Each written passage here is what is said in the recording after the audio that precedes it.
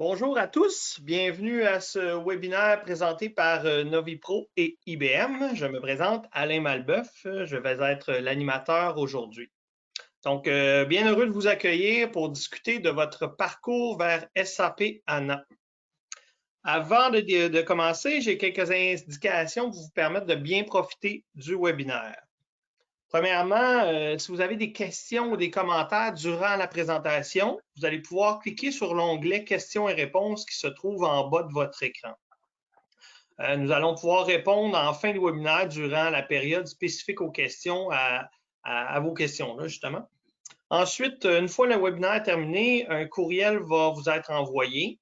Le courriel va contenir un lien pour visionner le webinaire en différé, la présentation en format PDF et aussi un court sondage de satisfaction du webinaire. Je vous remercie d'avance d'y répondre en grand nombre. Donc, je me présente donc, comme je mentionnais, Alain Malbeuf. Je suis concepteur de solutions au niveau infrastructure chez Novipro. Je vais être accompagné aujourd'hui de Jean Besnet et Luc Cloutier. Messieurs, bonjour. Bonjour. Bonjour Alain. Donc, je vais commencer par me présenter un peu. Ça fait un peu plus de 2 ans que je suis concepteur de solutions, comme je mentionnais, chez Groupe Novipro au niveau de la prévente infrastructure. Auparavant, j'ai travaillé quelques mois en consultation, toujours au niveau infrastructure. Mais c'est vraiment mes 11 ans chez Groupe Robert, une compagnie de transport, d'entreposage et de logistique, où j'ai vraiment développé mon expertise. J'ai toujours travaillé côté technique chez Groupe Robert, donc j'ai débuté comme sysadmin. Ensuite, j'ai travaillé coordonnateur technique pour finalement avoir le poste de directeur infrastructure. J'ai vraiment touché beaucoup de technologies chez Groupe Robert durant mes 11 années et j'ai pu vivre, entre autres, une implantation SAP. Jean, si tu veux te présenter. Je suis Jean Besnet, je suis informaticien chez IBM dans les systèmes d'infrastructure Power. Mon background est un petit peu intéressant chez IBM. J'ai fait du support, j'ai fait du logiciel et depuis les 14 dernières années, je suis au niveau de l'infrastructure avec les systèmes Power. Luc? Bonjour tout le monde, mon nom est Luc Cloutier, je suis aussi informaticien conseil chez IBM depuis plus qu'une trentaine d'années. J'ai aussi commencé du côté support avec les ancêtres du système Power, les systèmes 36-38. Et après le support, je suis allé faire des services d'installation. Puis depuis les 20 dernières années, je suis maintenant dans l'équipe de prévente. Alain? Merci messieurs. Donc, beaucoup d'expérience autour de la table ce midi. Je vais vous présenter l'agenda. On va débuter donc par faire un survol rapide de ce qu'est SAP HANA. Ensuite, on va pouvoir passer au travers les règles qui entourent SAP HANA. On va parler où rouler une architecture cloud, vraiment différencier différents niveaux de cloud. Ensuite, on va aller vers l'infrastructure IBM, infrastructure IBM Power pour SAP HANA, la flexibilité, l'évolutivité et la résilience que cette infrastructure-là apporte à SAP HANA. On va discuter d'une étude de cas, le client IDF qui a choisi justement la plateforme SAP HANA sur Power.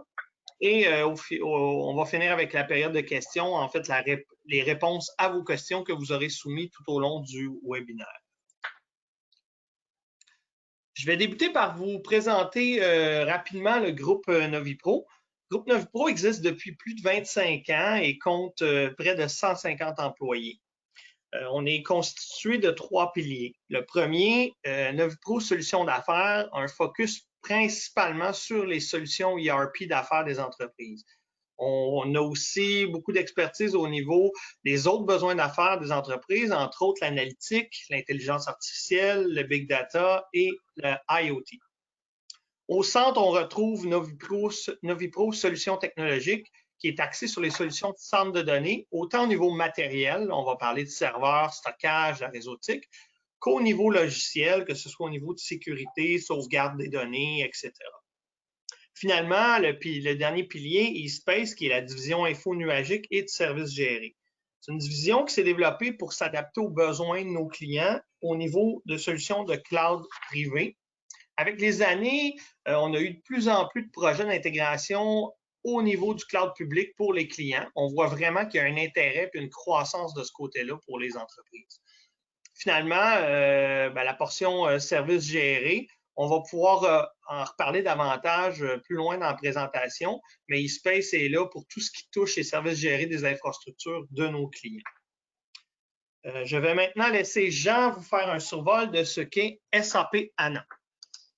Merci beaucoup, Alain. Bonjour tout le monde. Et effectivement, on va discuter de SAP HANA aujourd'hui et de l'impact possible sur vos infrastructures de TI. La première question que les gens se posent habituellement, c'est est-ce qu'il y aura un impact de SAP HANA sur nos infrastructures TI?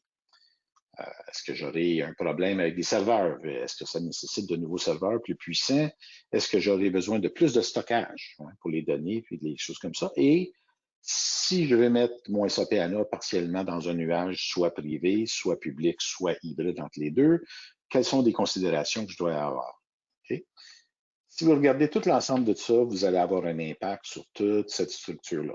Parce qu'effectivement, SAP HANA est ce qu'ils disent en anglais un game changer. Okay? C'est un changement radical avec une base de données qui est différente de ce qui existait avant, sur lequel était supporté ERP, et de nouvelles fonctionnalités que SAP veut amener en avant.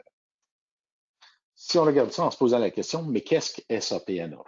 SAP HANA comme tel, c'est une base de données en mémoire, accès colonne, qui va donner des performances accrues. Puisqu'on roule tout le data et l'infrastructure informatique à partir de cette base de données pour les recevoir l'information et pour aller faire les recherches dans la base de données, d'avoir une base de données en mémoire augmente considérablement les performances. Si on regarde ici un petit peu la structure dans laquelle HANA va évoluer, vous voyez que c'est un online transaction, ça fait des transactions en ligne et ça fait de l'analytique. C'est une base de données qui a des fonctions intégrées plus évoluées, qui est allé prendre des fonctions qui existaient avant dans les applications de manière à augmenter les performances puisqu'elles s'exécutent en mémoire. Si vous regardez en bas, vous allez voir que SAP HANA est bâti de manière à interagir très rapidement entre les processeurs, la mémoire, et de temps en temps d'aller chercher un petit peu d'informations sur le disque quand elle doit recharger une partie de sa base de données. Maintenant, si on parle de SAP, on regarde un petit peu SAP dans le temps. La plupart des gens ici ont probablement pas connu SAP quand la version R2 est sortie en 1979. C'était les débuts de SAP. Après ça, on a eu en 1992 R3 et une augmentation de la popularité de SAP au niveau du marché et de l'implantation de leurs outils pour la gestion des affaires. Le gros de l'information a évidemment de la popularité est arrivé avec Business Suite en 2004. À partir de ce moment-là, les gens ont utilisé SAP de plus en plus et l'utilisaient sur des bases de données telles que DB2, Oracle, etc. SAP a introduit HANA en 2011. C'est la base de données préférentielle de SAP et ce qui mène vers le futur. En 2015, SAP a sorti des produits tels que Suite for HANA, Business Warehouse for HANA et ERP.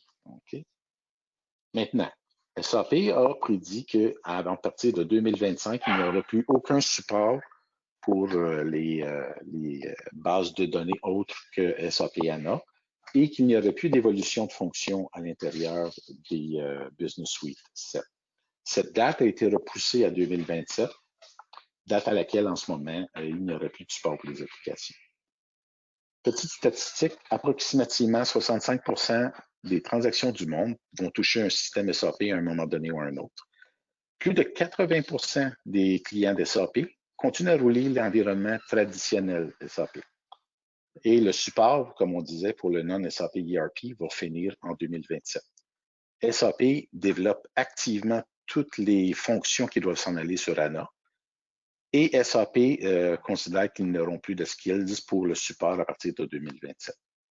Donc, on a 2 ans d'extra pour planifier la migration, mais c'est quelque chose à laquelle les gens doivent commencer à considérer.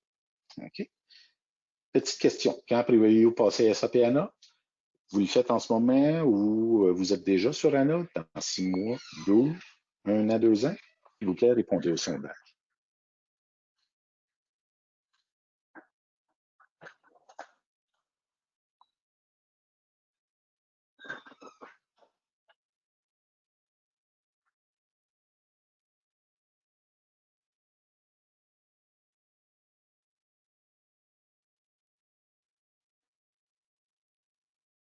Merci. On reviendra sur ça maintenant.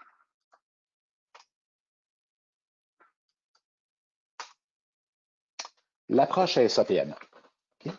Des considérations à y avoir de manière aux gens qui roulent déjà un environnement SAP et qui considèrent aller à HANA pour éventuellement évoluer. Si vous êtes sur un environnement ERP et vous roulez sur une base de données qui n'est pas HANA, c'est-à-dire des DB2, des Oracle, etc., le premier mouvement peut être un changement technique, c'est-à-dire vous exportez les données de ERP et vous les importez sur HANA. Vous allez rouler maintenant suite en HANA et ceci vous donne un gain de performance et aucune transition ou changement pour l'usager. Okay? Après ça, la migration à S4HANA va devoir avoir un changement au niveau des processus. Vous allez changer toutes les applications et l'impact à l'usager est assez grand. Donc, une planification assez légère pour ce qui est d'un changement technique, mais une implication beaucoup plus poussée quand on va changer l'application pour aller vers S4HANA.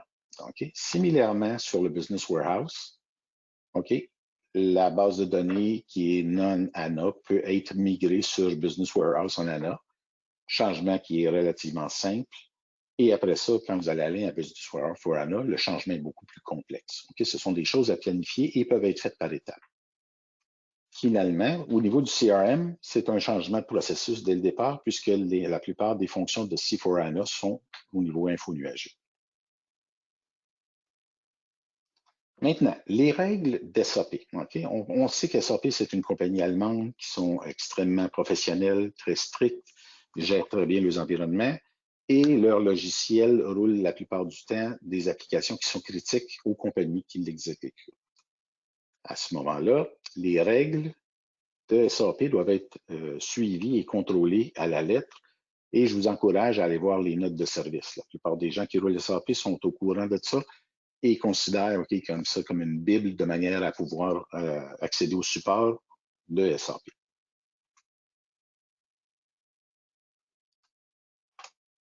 Oups, pardon. Question numéro 2.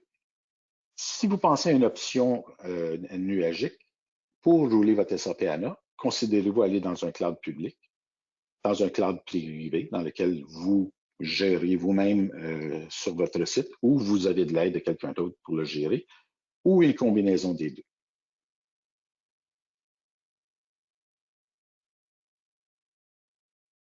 Quelques secondes pour répondre au sondage.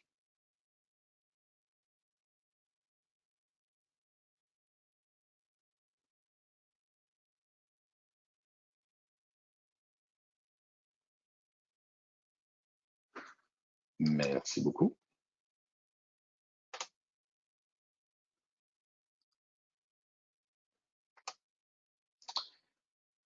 Une petite chose comique en parlant des clouds. Okay? Un de nos collègues, sa fille est à l'Université de Toronto et avait un problème avec son PC, en fait son portable. Elle est allée au support de l'université et en arrivant à la porte avant d'entrer, a vu cette petite note qui était là, qui disait il n'y a pas vraiment de nuage. En fait, c'est juste le système informatique de quelqu'un d'autre. Et c'est une considération à évaluer pour vos besoins en termes de capacité de calcul pour votre environnement SAP allant vers SAP HANA. Okay?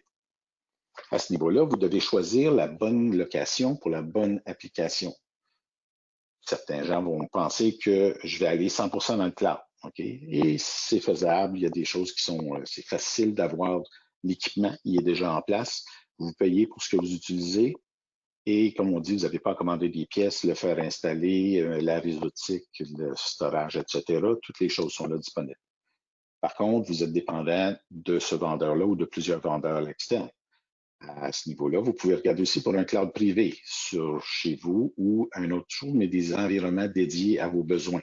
Vous avez un meilleur contrôle sur tout ce qui est du firmware des machines en allant jusqu'à le système d'exploitation et les versions que vous roulez. Okay? Donc, une plus grande granularité sur le contrôle des ressources. La plupart des gens vont se retrouver entre les deux. Okay? Une infrastructure hybride et dépendant du type d'application et de données que vous allez traiter, la localisation va potentiellement être choisie selon le meilleur rendement que vous avez. Maintenant, moins de 20% des applications ont été déplacées dans les nuages. Pourquoi? Okay? Il faut considérer différentes choses. Okay? La modernisation des applications, mais ce fameux 80%-là qui est encore la majorité des applications, qu'est-ce qui, dans certains cas, prévient les différents départements d'IT ou d'affaires à déplacer les applications? Évidemment, on a des règles de sécurité, hein, la localisation, le data, et les règles de maintien des différents niveaux, la sécurité, les patchs à être appliqués sur les systèmes d'exploitation, un paquet de choses uniques qui nous permettent de regarder et qui font que dans certains cas, ce n'est pas applicable. La gestion de plusieurs clouds. On sait que beaucoup de clients ont plus d'un cloud. Hein. Vous pouvez en avoir chez Azure, chez Amazon, chez IBM, chez Google, etc., chez des partenaires d'affaires d'IBM qui en ont des clouds et qui offrent d'excellents services. Bref, beaucoup de clients maintenant ont entre 4 et 5 clouds qui doivent dealer selon les lignes d'affaires et les besoins qu'ils ont. Et évidemment, finalement, dans beaucoup de cas, c'est le fait que l'application elle-même, on peut ne pas avoir les skills ou les besoins d'affaires de la déplacer dans un nuage parce que c'est une application qui est établie depuis longtemps et elle est le cœur d'une des parties des affaires de la compagnie. Maintenant, une question qui est très importante, c'est qui est responsable de votre data? Et c'est important de lire les termes et conditions.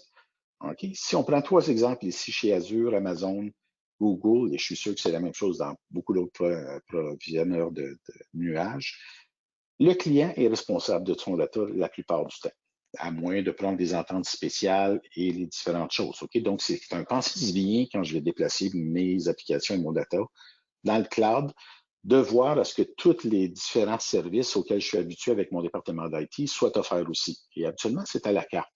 Donc, d'aller au nuage, ce n'est pas tout. On doit, comme je vous disais, valider tout l'environnement de manière à pouvoir assurer la continuité de l'utilisation du data.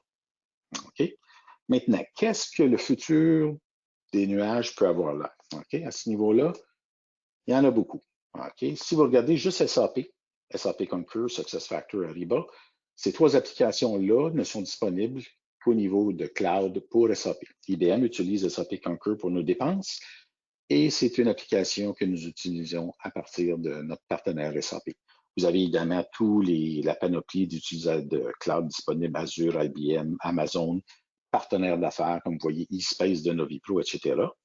Et les opérations, évidemment, avec les clouds privés, souvent qui sont une partie de l'infrastructure chez le client, dans lequel il doit garder les données sur place ou des choses comme ça, exemple des banques ou de l'information qui ne doit pas être transmise. Okay?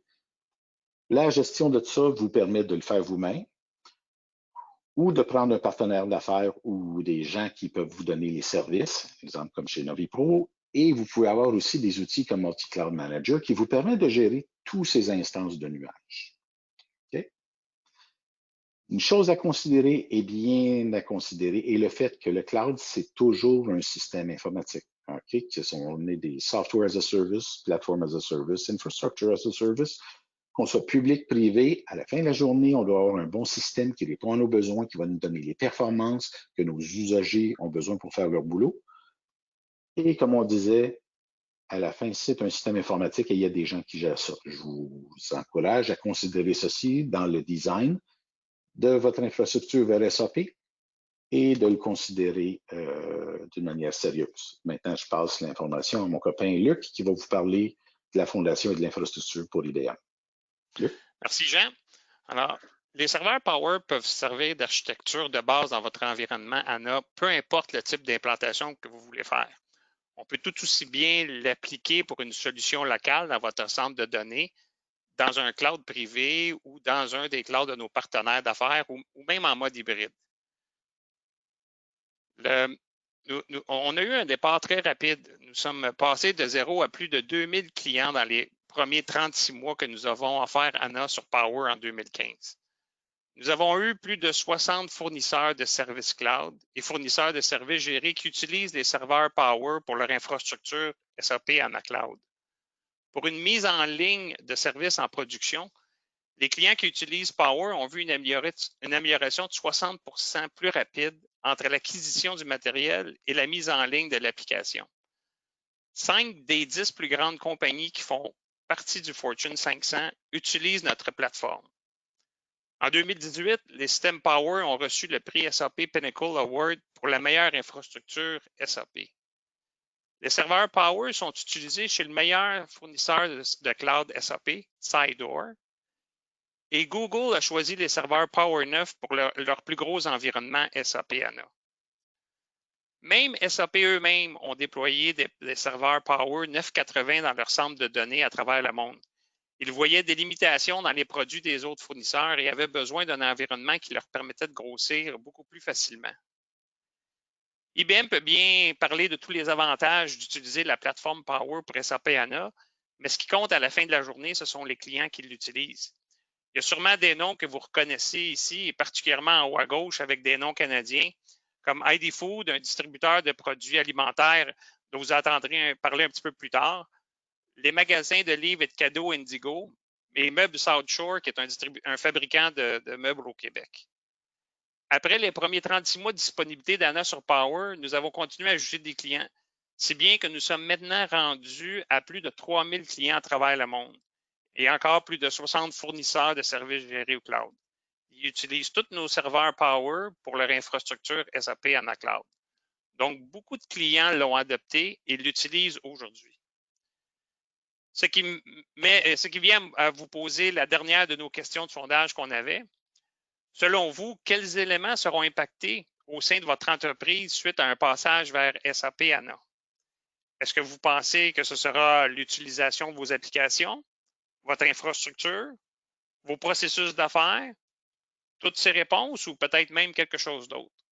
Alors, je vous laisse quelques secondes pour répondre au sondage.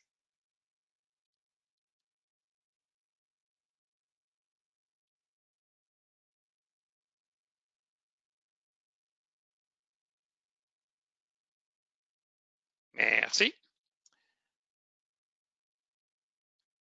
Bon, donc on voit la réponse que tout ce qui précède, et c'est pas mal ce qu'on voit chez tous les gens aussi, parce que surtout si on va vers la section de Suite on HANA, qui est la version où on change tous les processus et la base de données, en effet, ça va avoir un impact sur toutes ces choses-là. Okay? Alors, parlons maintenant de la simplification et de comment accélérer votre déploiement d'SAP HANA. On cherche habituellement à être capable de provisionner des environnements plus rapidement, d'évoluer à moindre coût et de maximiser la disponibilité. On peut voir ici le commentaire d'un de nos clients qui a dit qu'en utilisant les systèmes Power, le coût de son environnement SAP HANA avait baissé de 50 %.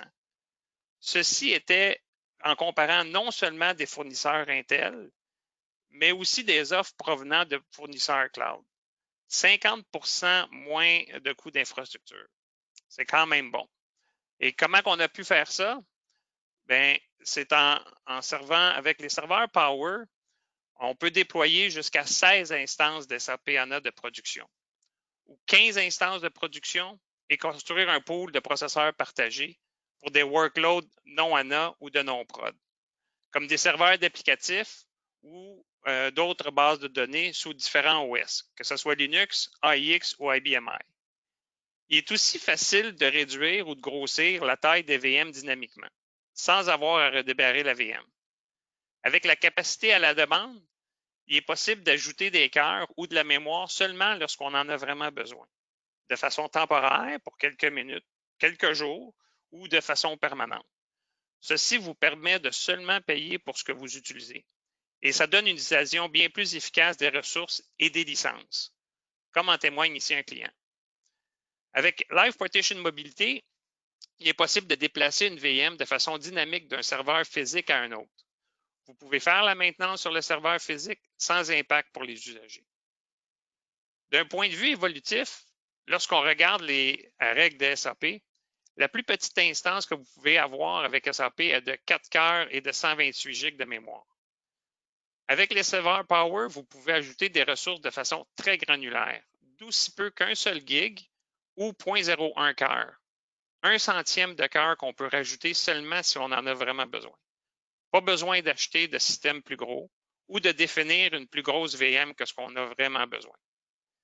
Avec les règles et limitations de SAP, on peut croître comme cela jusqu'à une instance de 24 TB pour S4 sur ANA ou 16 TB de BW pour ANA, en mode scale-up, en utilisant une seule et même instance. D'un point de vue physique, les serveurs Power peuvent croître bien plus que ça. On peut aller jusqu'à 64 TB dans un seul système. Donc, si on a besoin de plus gros, on peut faire une implantation en mode scale-out sur un seul et même serveur jusqu'à 64 TB, ou encore plus, jusqu'à 96 TB pour S4 et jusqu'à un maximum de 256 TB pour BW, sur plusieurs systèmes, tout en restant conforme avec les règles de SAP. Maintenant, plusieurs clients vont donc se poser la question, quand je veux faire une implantation de SAP ANA, qu'est-ce qui est mieux, d'aller en scale-up ou en scale-out? Au lieu d'acheter un plus gros serveur de 8 TB, pourquoi est-ce que je ne jetterais pas 8 plus petits serveurs de 1 TB? Vous pouvez certainement vous poser cette question-là, c'est sûr, mais la recommandation de SAP est toujours de faire du scale-up avant de faire du scale-out. Vous n'avez pas besoin d'ajouter la complexité de gérer un cluster, car il y a plusieurs tâches additionnelles à faire dans un cluster. Il faut bien choisir l'emplacement de la table. Les DBA doivent continuellement surveiller le système. Vous serez limité sur certaines instances et sur la grosseur des queries sur un seul nœud. Vous devez donc aussi vous soucier de l'endroit où résideront les données et vous devez vous soucier de la latence qu'il peut y avoir entre les différents nœuds. Donc, il y a plusieurs choses que vous devez vous soucier et surveiller que vous n'avez pas besoin de faire dans une seule instance en mode scale-up. Ce que vous allez peut-être penser gagner ou sauver en possibilité de croissance, vous allez le perdre en gestion additionnelle. Regardons maintenant la performance. En regardant les charges de référence standard de SAP, les systèmes Power ont la meilleure référence du benchmark d'application SD en mode two-tier. Comparativement aux serveurs Intel, on supporte 2,6 fois plus de mémoire par processeur, 2 fois plus de performance par cœur et 1,8 fois plus de bande passante entre la mémoire et les processeurs. Et où réside ANA? En mémoire. Ceci peut vous permettre donc de rouler beaucoup plus de charges de travail sur un seul serveur Power. Et quand on aura besoin d'acheter, sans avoir à acheter d'autres composantes que ce qu'on a vraiment besoin. En gros, on réussit à faire plus avec moins. Une des façons de faire plus avec moins est d'utiliser le pool de processeurs partagés. Complètement supporté par SAP ANA, on peut aussi maintenant les utiliser en production. Et lorsqu'une instance est peu occupée, les autres instances sur le même serveur peuvent utiliser ces ressources si elles en ont vraiment besoin. Ceci augmente le taux d'utilisation des serveurs et permet d'améliorer votre TCO. Ça simplifie votre déploiement, le rendant beaucoup plus agile et ça réduit l'espace dans votre centre de données. Regardons maintenant la fiabilité. C'est sûr qu'on peut toujours construire des environnements de haute disponibilité, des environnements de relève avec toutes les plateformes. Mais il est généralement toujours préférable de rester sur votre serveur principal de production, parce que changer de serveur peut avoir un effet domino avec les autres composantes. Les serveurs Power sont les deuxièmes serveurs les plus disponibles, juste derrière les serveurs Z. Nous avons plus de 5 nœuds de disponibilité et nous avons été nommés le serveur le plus fiable pour les 10 dernières années. Nous avons des fonctions supplémentaires de résilience spécialement pour la mémoire. Et la résilience de la mémoire est naturellement très importante dans un environnement ANA où la base de données se retrouve toujours en mémoire. Une autre fonction que nous avons introduite l'an dernier et qui est supportée par SAP s'appelle le Power Virtual Persistent Memory, ou PMEM. Vous avez peut-être entendu parler de cette fonction-là de la part des autres fabricants avec l'utilisation d'un autre type de mémoire. Nous l'avons intégré dans nos serveurs P9 sans aucun changement, ni frais supplémentaires. Ça utilise la même mémoire régulière des P9. Comment ça fonctionne? On découpe la mémoire de la VM en deux sections dans SAP ANA.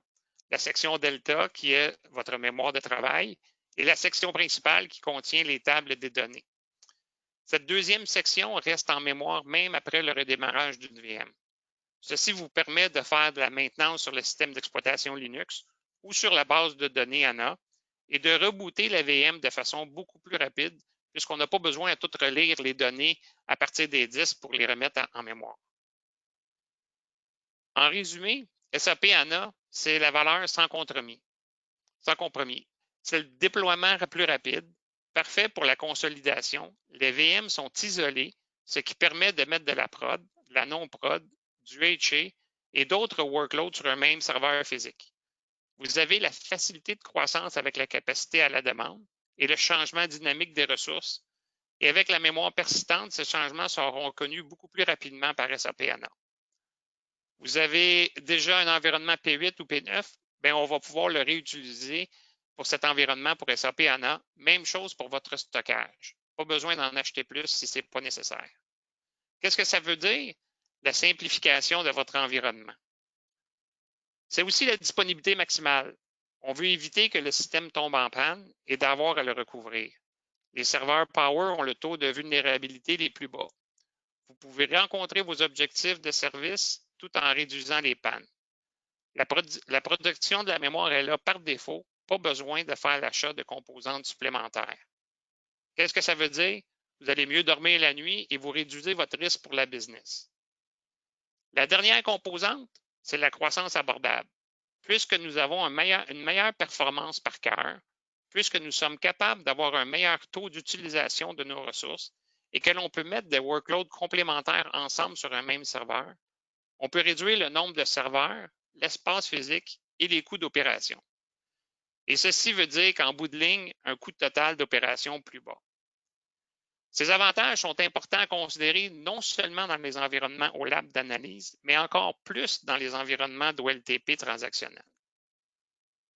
Pour débuter avec SAP HANA, on veut vous offrir une session de travail sans frais où nous travaillerons avec vous pour bien comprendre vos besoins et votre environnement SAP et pour construire une infrastructure qui va vraiment répondre à vos besoins.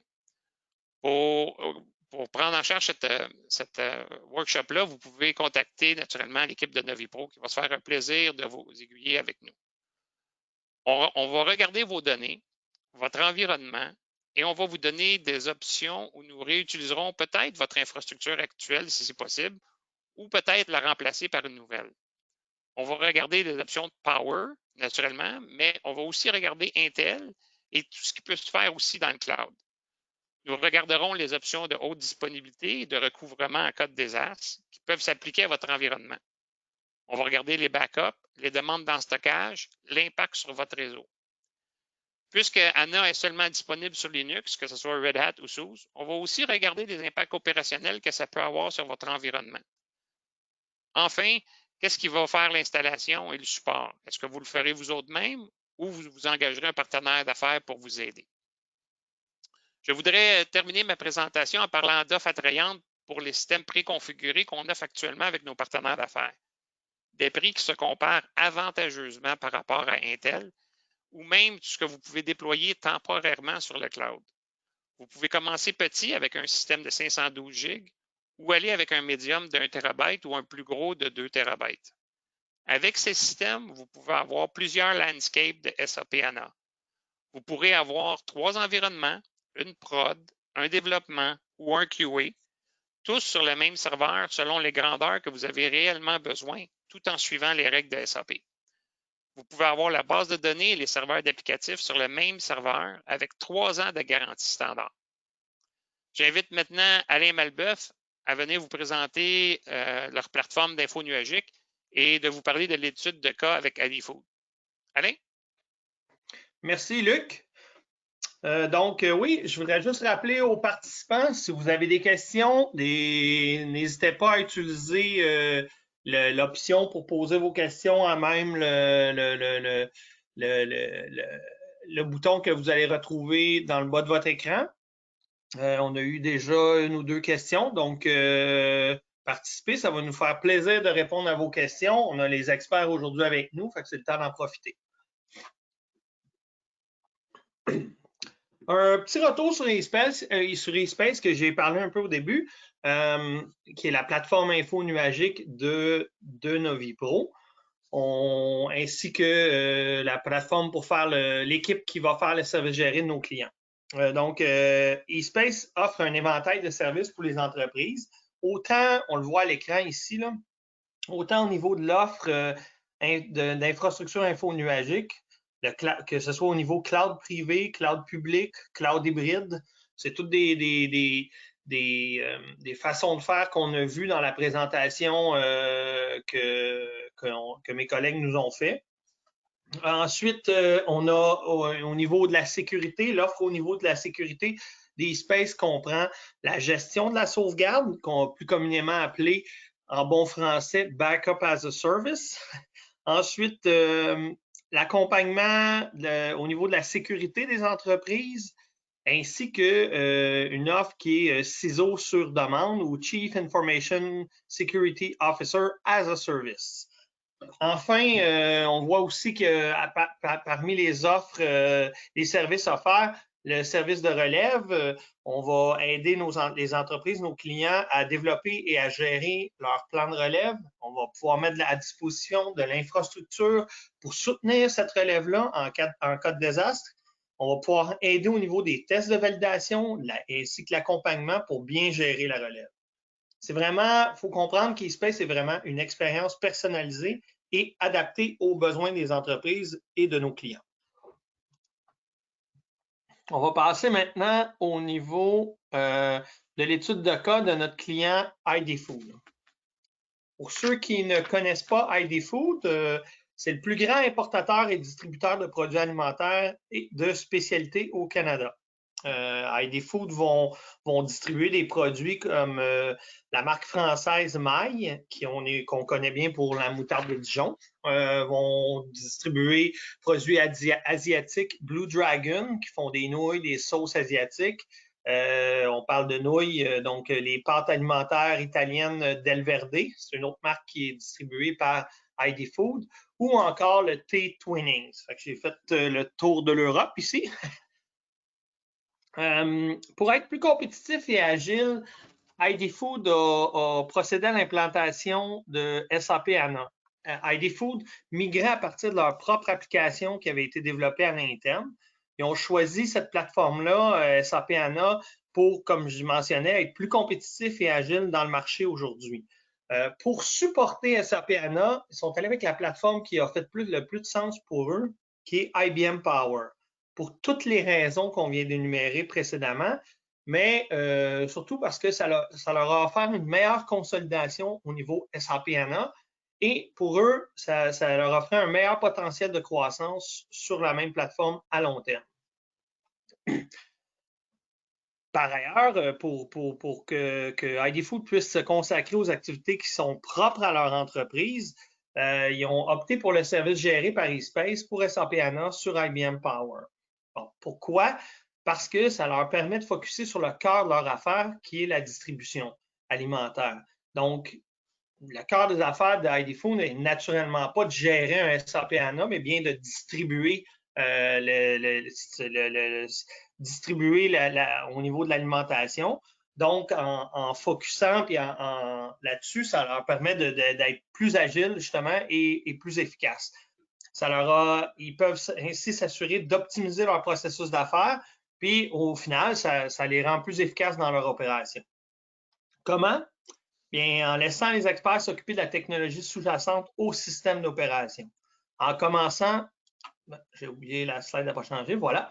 Bon. Donc, comme je mentionnais, pour laisser on laisse ainsi les experts s'occuper de la technologie sous-jacente au système d'exploitation. On va commencer en bas ici au niveau de l'infrastructure, qui est la couche matérielle, là, finalement. Dans ce cas-ci, IBM Power. On a une équipe, eSpace a une équipe de gestion qui va s'assurer du monitoring quotidien pour s'assurer des bonnes performances, du bon fonctionnement du système. Effectuer les mises à jour lorsque nécessaire, optimiser les systèmes lorsque nécessaire. C'est vraiment cette couche-là ici. Ensuite, on va monter à la couche OS ou système d'exploitation. Dans le cas de SAP HANA, cette couche-là est constituée du système d'opération d'exploitation, Linux, soit SUSE ou Red Hat. Encore là, on a une équipe dédiée qui va s'assurer du monitoring quotidien, donc la performance, la sécurité du système d'exploitation, va être en mesure de mettre à jour les rustines lorsque celles-ci sont disponibles ou nécessaires, va s'assurer de minimiser les arrêts de système apporter les améliorations nécessaires au système, etc. Ensuite, on monte au niveau de la couche applicative. C'est vraiment là qu'on va retrouver tout ce qui est SAP. Donc, ANA et S4. Dans le cas de, ici, on va parler de Basis SAP. Vraiment, c'est l'aspect technique de SAP au niveau Basis. On est capable aussi de supporter l'aspect applicatif SAP S4, les systèmes ABAP, puis tous les processus d'affaires, parce que c'est vraiment à ce niveau-là que ça va se passer. On comprend qu'il y a une grande complexité des systèmes à cette couche-là et nos experts vont être en mesure de vous aider à simplifier ça pour votre entreprise. Finalement, un aspect qui est à ne pas négliger, la sécurité. On retrouve la sécurité vraiment est au-dessus ici sur le graphique, mais c'est vraiment, il faut comprendre la sécurité, c'est à tous les niveaux. Il faut y aller avec une approche qu'on va dire holistique, qui va vraiment englober tous les aspects et qui va toucher à toutes les couches. On va parler de sauvegarde et de surveillance au niveau de la cybersécurité, surveillance des systèmes, s'assurer que les systèmes sont fonctionnels et protégés. Et on va effectuer sur une base régulière une revue des processus et des mécanismes qui sont en place. Il faut comprendre que tout ceci, pour les entreprises aujourd'hui, choisir le service géré. Pourquoi les entreprises vont choisir un service géré? Bien, on se situe dans un contexte aujourd'hui où trouver les bonnes ressources et conserver ces ressources-là, c'est rendu un vrai challenge pour les entreprises. En choisissant l'offre de services gérés de eSpace NoviPro, les entreprises, ça va leur permettre de garder le cap sur leurs besoins d'affaires. Donc, ils vont vraiment garder le focus là où ça rapporte pour eux. Ça leur permet d'avoir une saine gestion des systèmes informatiques et ça apporte une plus grande agilité, ce qui est très apprécié et qui est vraiment nécessaire au niveau de notre monde aujourd'hui. On arrive maintenant au niveau de la période de questions. On va pouvoir répondre à vos questions. Je vous remercie. Je remercie mes chers collègues pour cette présentation et surtout pour le partage d'informations qui, je l'espère, aura plu à tous nos participants. Donc, je vais y aller avec une première question qui a été posée. Elle va comme ceci. Si je gère mes équipements avec mes outils maison, puis-je gérer mes instances dans le cloud également? Est-ce qu'il y a un de mes deux collègues qui aimerait répondre à cette question? Oui, je peux prendre ça, Alex. Merci. C'est Jean Bézinet ici. Effectivement, une des choses qui, comme je vous expliquais durant ma partie de la présentation, les outils souvent sont déployés sur une infrastructure qui est connue. Okay, donc, les gens contrôlent le firmware, le système d'exploitation, les applications, et ils vont être instrumentés à ce niveau-là. Fait que, dépendant comment le déploiement peut se faire dans les nuages, c'est peut-être de valider et de tester nos outils de gestion sur la même infrastructure, c'est-à-dire valider l'OS. S'il y a des dépendances sur le firmware, on a moins le contrôle souvent dans les infos nuagiques au niveau du firmware. Donc, c'est à valider à ce niveau-là avec le fournisseur de services. Mais les mêmes outils devraient fonctionner exactement la même chose, étant donné qu'ils devraient rouler sur les mêmes systèmes d'exploitation ou similaires. Peut-être certaines différences, comme je disais, si l'outil de gestion va chercher particulièrement des données au niveau physique sur la machine et qu'il y a des différences au niveau du firmware ou du fonctionnement de la machine, ça serait validé, mais il n'y a rien qui empêche un client qui a des outils de le faire. C'est sûr que les nouveaux outils qui existent maintenant permettent d'aller chercher toute l'information sur l'utilisation, combien j'ai de VM, elle me coûte combien, elle roule à combien de temps dans le mois et potentiellement même planifier combien elle coûte. C'est intéressant à ce niveau-là de peut-être évaluer de nouveaux outils, mais pour commencer, c'est sûr que les outils qui existent devraient pouvoir fonctionner si on a des environnements similaires. Merci beaucoup, Jean. Une deuxième question ici qui a été posée. Les compétences Power sont difficiles à trouver et je n'ai que des compétences Intel dans mon entreprise. Est-ce que Power peut quand même être une option pour nous? Alain, je vais répondre à cette question-là, Alain. Fait que, je dirais la réponse est absolument, parce que SAP ANA n'est pas comme le SAP précédent. Ils roulent sur Linux en ce moment, pareil comme sur Intel, et non pas sur AIX ou IBM comme avant. Donc, un admin Linux qui est habitué de travailler avec Linux va être tout aussi bien capable de gérer le Linux sous Power ou sous Intel. Côté SAP, c'est la même chose. Le code qui a été écrit par SAP est le même. Donc, les basis, tout ça, ils vont se retrouver dans SAP sans aucune différence. Les seules vraies différences qu'on peut voir, c'est peut-être un petit peu au niveau du BIOS du firmware, que des fois, s'il y a des updates de choses à faire à ce niveau-là, là, ça, c'est plus spécifique au Power, mais c'est des choses qui est très facile à apprendre pour n'importe qui. Merci, Luc. J'ajouterais à ça que, un peu comme je l'ai mentionné un peu plus tôt, il y a toujours l'option du service géré aussi qui est offerte pour les clients. Clients qui voudraient pas commencer à devoir gérer une nouvelle technologie ou développer de l'expertise ou conserver cette expertise-là, va pouvoir opter pour le format service géré pour lequel j'ai fait un exemple, j'ai pris l'exemple d'ID Food un peu plus tôt. C'est vraiment une option qui est intéressante pour certains clients. Sur une note plus légère, on avait aussi une question-commentaire. On entend beaucoup de portes en background. Bon, eh bien, peu importe que vous choisissiez la plateforme SAP HANA ou Power, malheureusement, ça ne pourra pas vous aider à ne plus entendre les bruits de porte. Je pense qu'on l'a réglé au cours de la présentation. Donc, c'était toutes les questions qu'on a eues. Je remercie les participants. Je remercie mes collègues aussi d'avoir participé à ce webinaire-là. J'espère que ça vous a plu, que vous avez apprécié le sujet aujourd'hui. Je vous rappelle aussi, comme je l'avais mentionné au départ, que le webinaire va être disponible en différé. Vous allez aussi recevoir, comme j'avais mentionné, un courriel prochainement avec le webinaire que vous allez pouvoir, le lien vers le webinaire là, pour pouvoir le réécouter en différé, la présentation en format PDF ainsi qu'un court sondage de satisfaction.